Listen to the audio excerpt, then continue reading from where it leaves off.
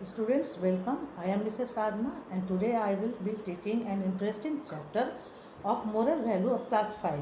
Have you ever thought that today I have not laughed and my day was boring? क्या आपको कभी ऐसा लगा है कि आज हम किसी बात को लेकर बहुत परेशान थे, आज का दिन अच्छा नहीं बीता है? अगर हाँ तो आज मैं आपको एक बहुत ही रोचक कहानी बताने जा रही हूँ जो आपको ये बताएगा कि कोशिश कर हम कैसे कोशिश कर सकते हैं अपने आप को खुश रखने का, और ये गुण हमें हमें सभी परेशानियों से हमें बचा सकता है। चैप्टर का नाम है ए स्पेशल गाइड, एक अनोखा मार्गदर्शक।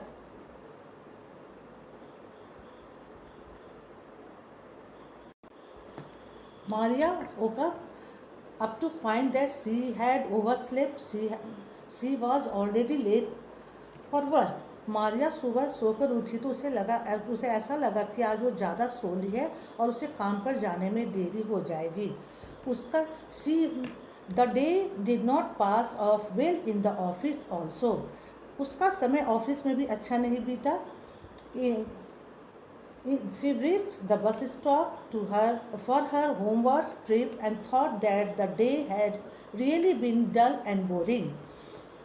शाम को घर लौटने के लिए बस स्टॉप पर पहुंची तो सोच रही थी कि आज का दिन बहुत बेकार था और बोरिंग था। As usual, the bus was late and jammed with people. She had to stand in the aisle.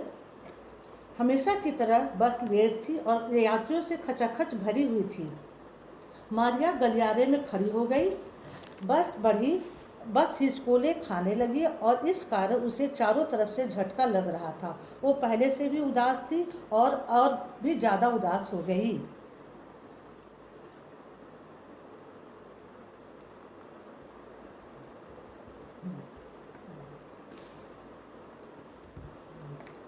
Then Maria heard a voice from front seat.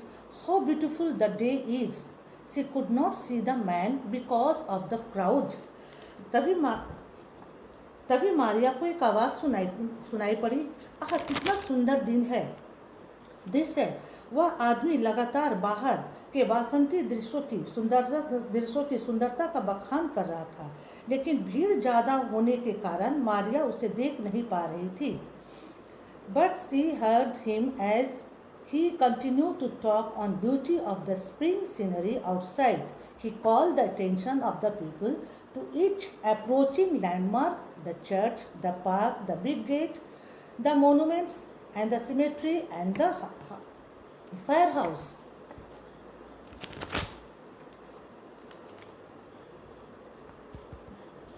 वो आदमी लगातार अपनी बातों से लोगों का ध्यान अपनी ओर आकर्षित कर रहा था।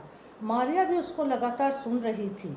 जैसे जैसे रास्ते में चीज़ें आ रही थी वैसे वैसे वो उसका बखान किए जा रहा था। चर्च, पार्क, बड़े बड़े स्मारक के फाटक, कब्रिस्तान और फायर हाउस। उनकी बातों को सुनकर सारे यात्री खिड़की के बाहर झांकने लगे। The man Soon all the passengers were gazing out of the window. The man's excitement influenced Maria so much that she found herself smiling for the first time the day. पहली और मारिया सारे दिन में शाम के वक्त आज पहली बार हंस रही थी। उस व्यक्ति की उत्सुकता ने मारिया को बहुत प्रभावित किया।